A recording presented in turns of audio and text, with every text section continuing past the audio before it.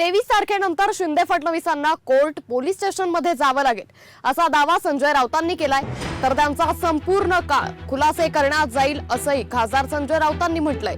यावेळेला दयामाया केली जाणार नसल्याचं वक्तव्यही त्यांनी केलंय। तर यावेळी शिंदे फडणवीस विरोधी पक्ष नेते होणार नाहीत। भाजपकडून यावेळी नवीन विरोधी पक्ष नेता केला जाणार असल्याचा दावाही राऊतांनी केलाय।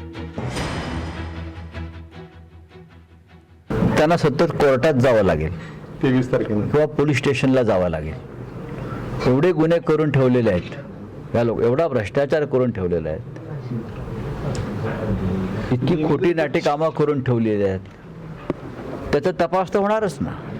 त्यामुळे पुढचा काळ त्याचा बराचसा काळ त्यात जाईल, खुलासे करण्यात जाईल। आणि मी खात्रीनं सांगतो यावेळेला दयामाया नाही। अजितदादांना सुद्धा तर नावं कशाला घ्यायची? विरोधी पक्ष नेता मला तरी असं वाटतंय की एकनाथ शिंदे तर होऊ शकत नाहीत। आणि दिल्लीचं जर मला जर कल माहीत आहे भाजपचा, ते देवेंद्र फडणवीस यांनाही विरोधी पक्ष नेते करणार नाहीत, नवीनच कुठेतरी चांगला विरोधी पक्ष नेता करतील। लोकशाही मराठी ऐका, पहा, जागरूक रहा।